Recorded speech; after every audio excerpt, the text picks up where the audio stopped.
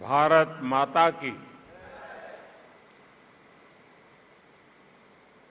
भारत माता की। उत्तराखंड के राज्यपाल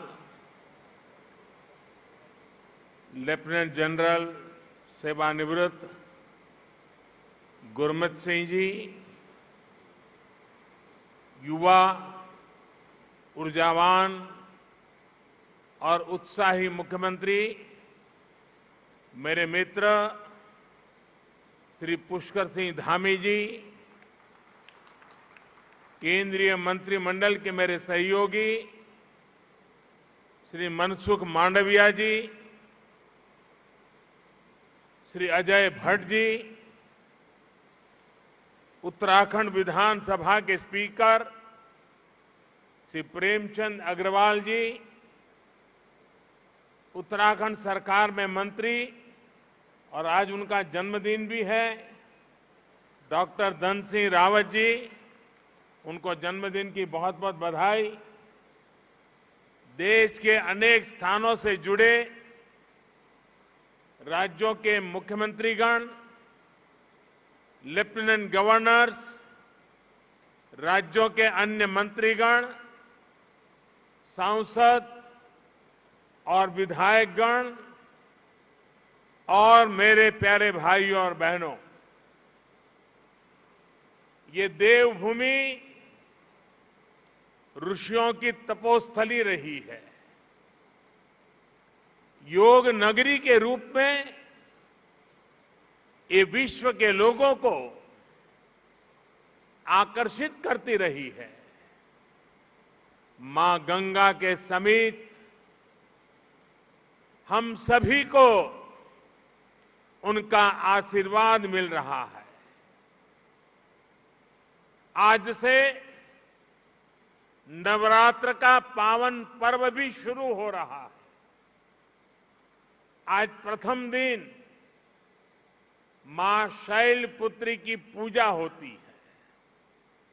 मां शैलपुत्री हिमालय पुत्री है और आज के दिन मेरा यहां होना, यहां आकर इस मिट्टी को प्रणाम करना, हिमालय की इस पवित्र धरती को प्रणाम करना, इससे बड़ा जीवन में कौन सा धन्य भाव हो सकता है। और मैं आज जब उत्तराखंड आया हूं तो एक विशेष रूप से भी बधाई देना चाहता हूं, क्योंकि इस बार टोक्यो ओलंपिक में ये देवभूमि ने भी अपना झंडा गाड़ दिया है और इसलिए आप सब अभिनंदन के अधिकारी हैं। उत्तराखंड की दिव्य धरा ने मुझ जैसे अनेक लोगों के जीवन की धारा को बदलने में बड़ी भूमिका निभाई है। यह भूमि इसलिए मेरे लिए महत्वपूर्ण है, इस भूमि से मेरा नाता मर्म का भी है, कर्म का भी है, सत्व का भी है, तत्व का भी है। साथियों, जैसा अभी मुख्यमंत्री जी ने याद दिलाया, आज के ही दिन 20 साल पहले मुझे जनता की सेवा का एक नया दायित्व मिला था। लोगों के बीच रहकर लोगों की सेवा करने की मेरी यात्रा तो कई दशक पहले से चल रही थी, लेकिन आज से 20 वर्ष पूर्व गुजरात के मुख्यमंत्री के रूप में मुझे नई जिम्मेदारी मिली थी। वैसे ये भी एक संयोग है कि उत्तराखंड का गठन साल 2000 में हुआ और मेरी यात्रा इसके कुछ ही महीनों बाद साल 2001 में शुरू हुई। साथियों, सरकार के मुखिया के तौर पर पहले मुख्यमंत्री और फिर देश के लोगों के आशीर्वाद से देश के प्रधानमंत्री पद पर पहुंचना, इसकी कल्पना मैंने कभी नहीं की थी। 20 वर्ष की ये अखंड यात्रा आज अपने 21वें वर्ष में प्रवेश कर रही है और ऐसे महत्वपूर्ण वर्ष में जिस धरती ने मुझे निरंतर अपना स्नेह दिया है, अपनत्व दिया है, वहां आना मैं अपना बहुत बड़ा सौभाग्य समझता हूं। हिमालय की ये तपोभूमि जो तप और त्याग का मार्ग दिखाती है, उस भूमि पर आकर कोटि कोटि देशवासियों की सेवा का मेरा संकल्प और दृढ़ हुआ है और मजबूत हुआ है। यहां आकर एक नई ऊर्जा मुझे मिलती है। भाइयों और बहनों, योग और आयुर्वेद की शक्ति से जिस क्षेत्र ने जीवन को आरोग्य बनाने का समाधान दिया है, वहीं से आज देश भर में अनेक नए ऑक्सीजन प्लांट्स का लोकार्पण हुआ है। ये देश के अलग अलग राज्यों में ऑक्सीजन प्लांट्स की नई सुविधा के लिए मैं आप सभी को, देशवासियों को बहुत बहुत बधाई देता हूं। साथियों, 100 साल के इस सबसे बड़े संकट का सामना हम भारतीय जिस बहादुरी से कर रहे हैं, ये दुनिया बहुत बारीकी से देख रही है। कोरोना से लड़ाई के लिए इतने कम समय में भारत ने जो सुविधाएं तैयार की, वो हमारे देश के सामर्थ्य को दिखाता है। सिर्फ एक टेस्टिंग लैब से करीब 3000 टेस्टिंग लैब का नेटवर्क बनना, मास्क और किट्स के आयात के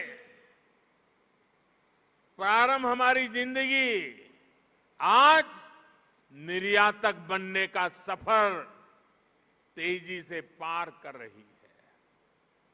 देश के दूर दराज वाले इलाकों में भी नए वेंटिलेटर्स की सुविधाएं, made in India corona vaccine का तेजी से और बड़ी मात्रा में निर्माण, दुनिया का सबसे बड़ा और सबसे तेज टीकाकरण अभियान भारत ने जो कर दिखाया, वो हमारी संकल्प शक्ति, हमारे सेवा भाव, हमारी एकजुटता का प्रतीक है। भाइयों और बहनों, भारत की कोरोना से लड़ाई के लिए एक बड़ी चुनौती हमारी जनसंख्या तो थी ही, भारत का विविध भूगोल भी बड़ी चुनौती रहा है। ऑक्सीजन की सप्लाई से लेकर वैक्सीन तक ये दोनों चुनौतियां देश के सामने आती रही, निरंतर आती रही। देश इनसे कैसे लड़ा, ये जानना, ये समझना हर देशवासी के लिए बहुत जरूरी है।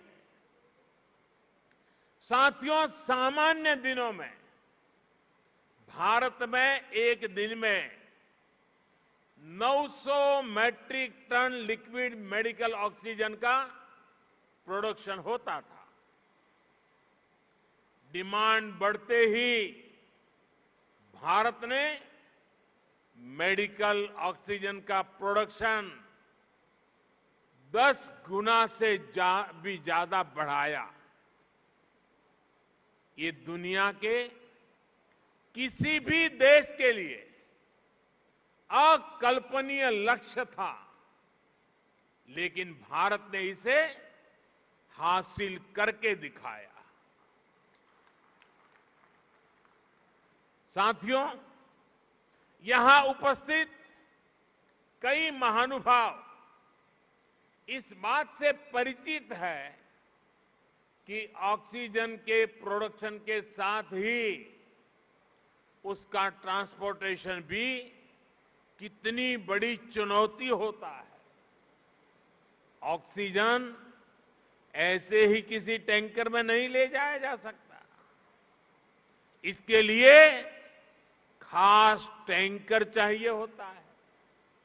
भारत में ऑक्सीजन प्रोडक्शन का काम सबसे ज्यादा पूर्वी भारत में होता है, लेकिन मुश्किल ये कि जरूरत सबसे अधिक उत्तर और पश्चिम भारत में पड़ी।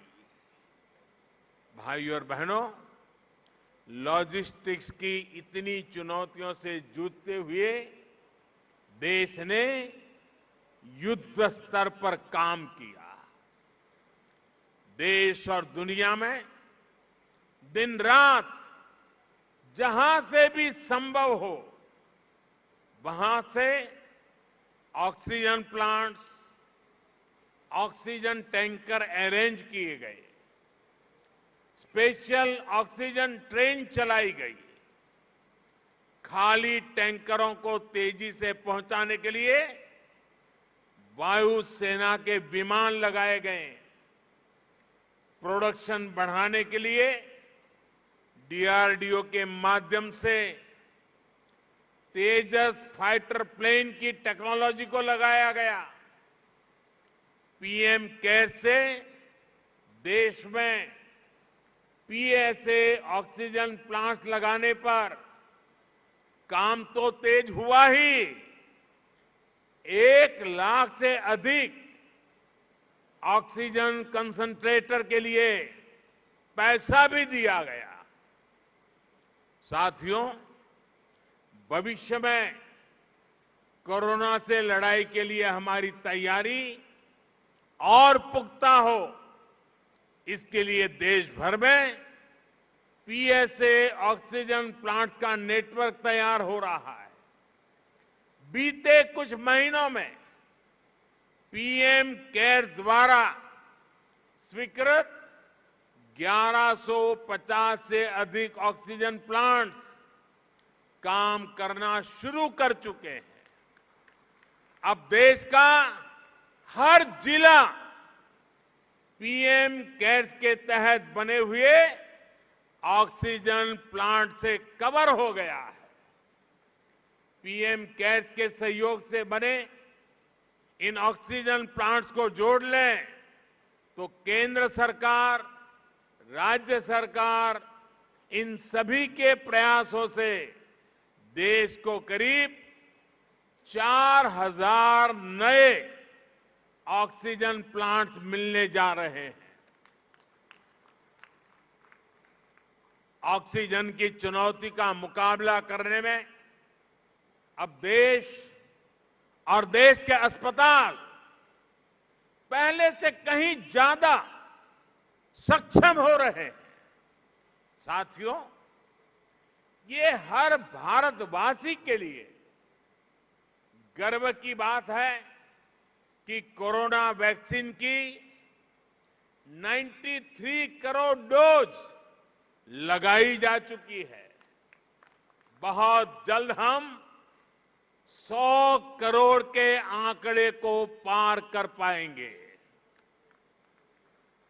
और पार कर जाएंगे।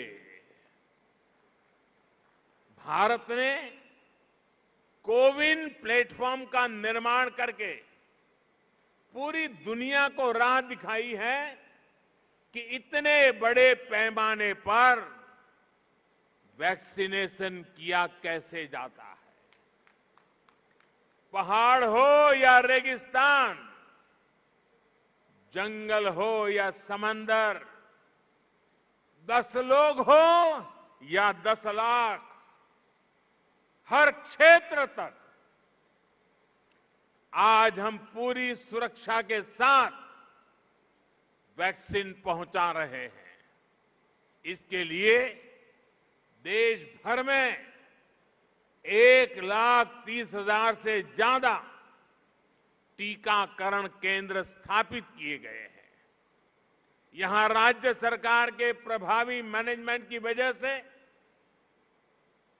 उत्तराखंड भी बहुत जल्द 100% पहली डोज का पड़ाव पूरा करने वाला है और इसके लिए मुख्यमंत्री जी को, उनकी पूरी टीम को, यहां के हर छोटे मोटे सरकार के साथियों को मैं हृदय से बहुत बहुत बधाई देता हूं। भाइयों बहनों, जहां तराई जैसी समतल भूमि है, वहां शायद इन कामों में सरलता रहती है। मैं इस धरती से बहुत जुड़ा रहा हूं। यहां वैक्सीन पहुंचाना भी कितना कठिन होता है। हिमालय के पहाड़ों के उस पार पहुंच करके लोगों के पास जाना कितना कठिन होता है, ये हम भली भांति जानते हैं। उसके बावजूद भी इतनी बड़ी सिद्धि प्राप्त करना वाकई आप सब अभिनंदन के अधिकारी हैं। भाइयों और बहनों, 21वीं सदी का भारत जनता की अपेक्षाओं, जनता की आवश्यकताओं का पूर्ण समाधान करते हुए ही आगे बढ़ेगा। आज सरकार इस बात का इंतजार नहीं करती कि नागरिक उसके पास अपनी समस्याएं लेकर आएगा तब कोई कदम उठाएंगे। सरकारी माइंडसेट और सिस्टम से इस भ्रांति को हम बाहर निकाल रहे हैं। अब सरकार नागरिक के पास जाती है। गरीबों को पक्का घर हो, बिजली, पानी, शौचालय और गैस कनेक्शन हो, 80 करोड़ से अधिक लोगों को मुफ्त राशन हो, किसानों के बैंक खाते में सीधे हजारों करोड़ रुपए भेजने हो, पेंशन और बीमा की सुविधा हर भारतीय तक पहुंचाने के प्रयास हो, जनहित के ऐसे हर लाभ इसी वजह से तेजी से सही हकदार तक पहुंचे हैं। साथियों, स्वास्थ्य के क्षेत्र में भी भारत इसी अप्रोच से आगे बढ़ रहा है। इससे गरीब और मध्यम वर्ग की बचत भी हो रही है और उसे सुविधा भी मिल रही है। पहले जब किसी को गंभीर बीमारी होती थी तो वो आर्थिक मदद के लिए यहां वहां नेताओं या फिर सरकारी दफ्तरों के चक्कर काटता था। आयुष्मान भारत ने इस परेशानी को हमेशा के लिए खत्म कर दिया है। अस्पताल के बाहर लंबी लाइनों, इलाज में होने वाली देरी, मेडिकल हिस्ट्री का अभाव, इस वजह से कितने ही लोग परेशान होते रहे। अब आयुष्मान भारत डिजिटल मिशन, इससे पहली बार इसका समाधान करने का प्रयास भी शुरू हुआ है। साथियों, छोटे छोटे उपचार के लिए बीमारी के दौरान रूटीन चेकअप के लिए बार बार आना जाना कितना मुश्किल होता है, ये उत्तराखंड के लोगों से बेहतर कौन समझ सकता है। लोगों की इस मुश्किल को दूर करने के लिए अब ई संजीवनी ऐप की सुविधा दी गई है। इससे गांव में अपने घर पर बैठे बैठे मरीज शहरों के अस्पतालों में डॉक्टर से कंसल्टेशन ले रहे हैं। इसका लाभ अब उत्तराखंड के लोगों ने भी उठाना शुरू किया है। भाई और बहनों, स्वास्थ्य सुविधाएं सभी तक पहुंचाने के लिए लास्ट माइल डिलीवरी से जुड़ा एक सशक्त हेल्थ इंफ्रास्ट्रक्चर भी बहुत जरूरी होता है।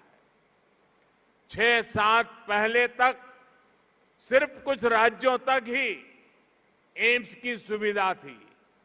आज हर राज्य तक एम्स पहुंचाने के लिए काम हो रहा है। 6 एम्स से आगे बढ़कर 22 एम्स का सशक्त नेटवर्क बनाने की तरफ हम तेजी से आगे बढ़ रहे हैं। सरकार का ये भी लक्ष्य है कि देश के हर जिले में कम से कम एक मेडिकल कॉलेज जरूर हो। इसके लिए बीते 7 वर्षों में देश में 170 नए मेडिकल कॉलेज शुरू किए गए हैं। दर्जनों नए मेडिकल कॉलेज का काम जारी है। यहां मेरे उत्तराखंड में भी रुद्रपुर, हरिद्वार और पिथौरागढ़ में नए मेडिकल कॉलेजों की मंजूरी दी गई है। साथियों, उत्तराखंड के निर्माण का सपना अटल जी ने पूरा किया था। अटल जी मानते थे कनेक्टिविटी का सीधा कनेक्शन विकास से है। उन्हीं की प्रेरणा से आज देश में कनेक्टिविटी के इंफ्रास्ट्रक्चर के लिए अभूतपूर्व स्पीड और स्केल पर काम हो रहा है। मुझे संतोष है कि उत्तराखंड की सरकार इस दिशा में गंभीरता से काम कर रही है। बाबा केदार के आशीर्वाद से केदार धाम की भव्यता को और बढ़ाया जा रहा है। वहां श्रद्धालुओं के लिए नई सुविधाएं विकसित की जा रही है। मैं भी कई बार ड्रोन कैमरा के माध्यम से इन कार्यों की प्रगति की समीक्षा करता रहता हूं। 4 धाम को जोड़ने वाली ऑल वेदर रोड पर काम तेजी से चल रहा है।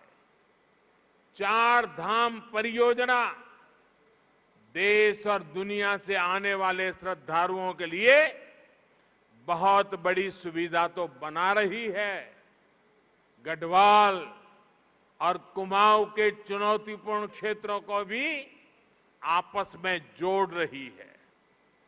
कुमाऊं में 4 धाम रोड के लगभग 150 किलोमीटर हिस्से से इस क्षेत्र के विकास को नया आयाम मिलने वाला है।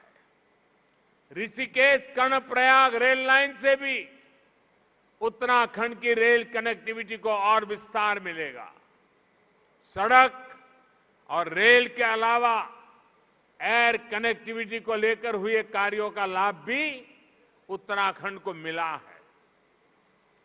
देहरादून हवाई अड्डे की क्षमता को 250 पैसेंजर से बढ़ाकर 1200 तक पहुंचाया गया है। मुख्यमंत्री श्रीमान धामी जी के उत्साही और ऊर्जावान नेतृत्व में उत्तराखंड में हेलीपोर्ट इंफ्रास्ट्रक्चर को भी प्रोत्साहित किया जा रहा है। साथियों, पानी की कनेक्टिविटी को लेकर भी उत्तराखंड में आज सराहनीय कार्य हो रहा है। इसका बहुत बड़ा लाभ यहां की महिलाओं को मिलना शुरू हुआ है। उनका जीवन और आसान बन रहा है। 2019 में जल जीवन मिशन शुरू होने से पहले उत्तराखंड के सिर्फ 1,30,000 घरों में ही नल से जल पहुंचता था। 1,30,000 घरों में। आज उत्तराखंड के 7,10,000 से ज्यादा घरों में नल से जल पहुंचने लगा है। यानी सिर्फ 2 वर्ष के भीतर राज्य के करीब करीब 6 लाख घरों को पानी का कनेक्शन मिला है।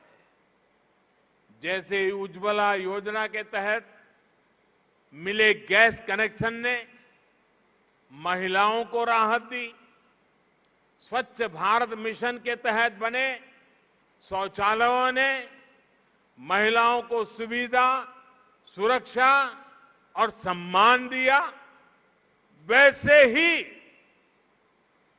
जल जीवन मिशन से हो रहा पानी का कनेक्शन महिलाओं को बहुत राहत दे रहा है।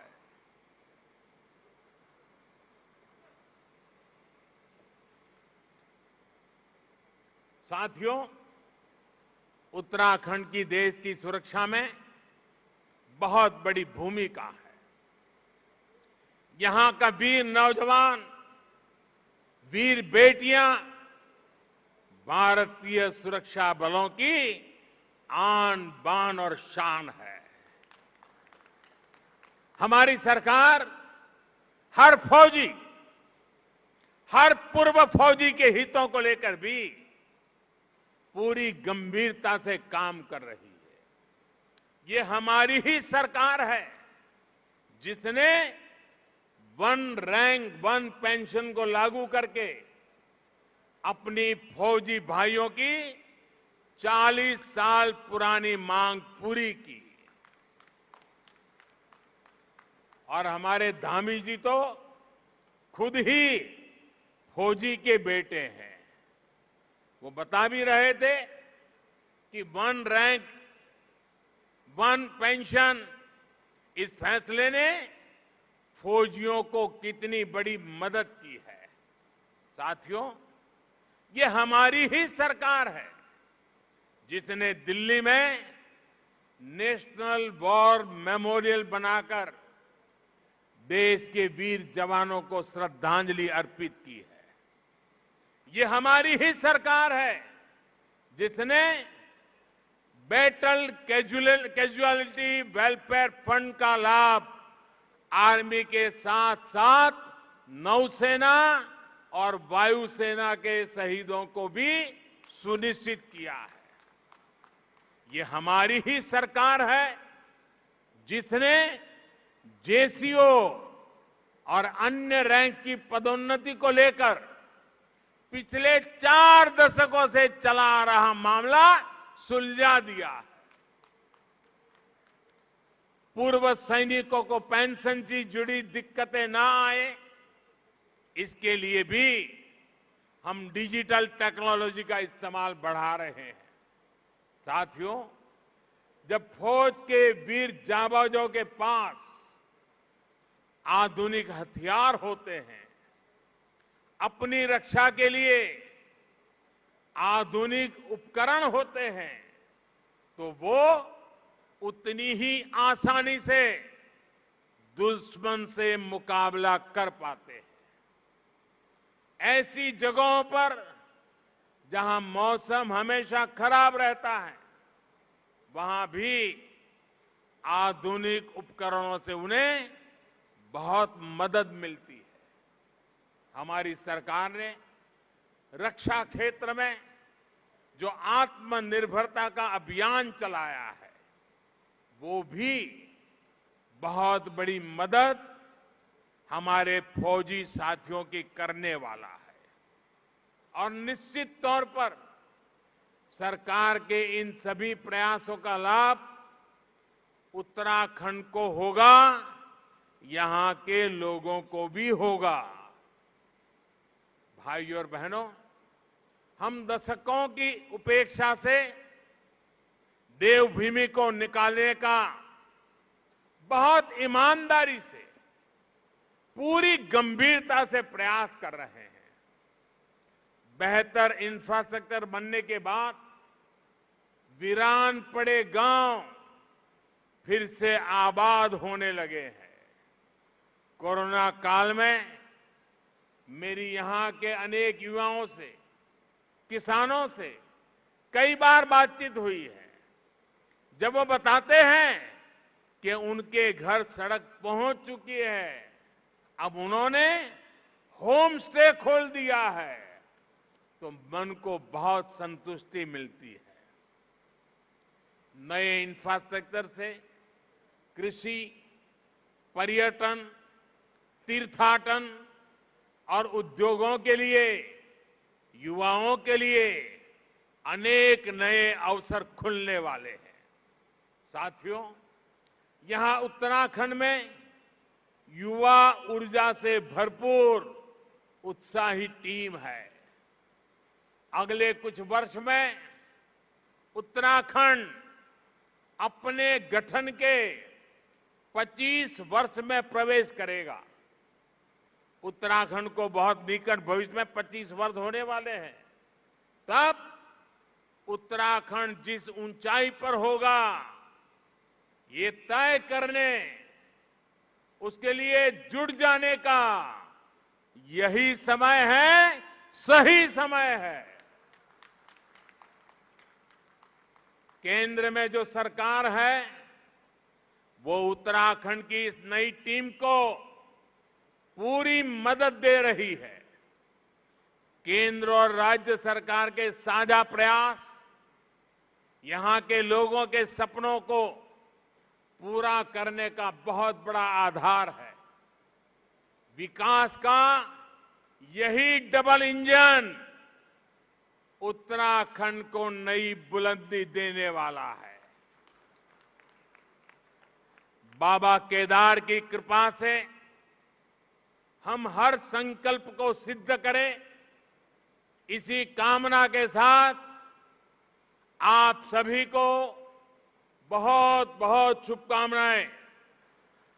धन्यवाद।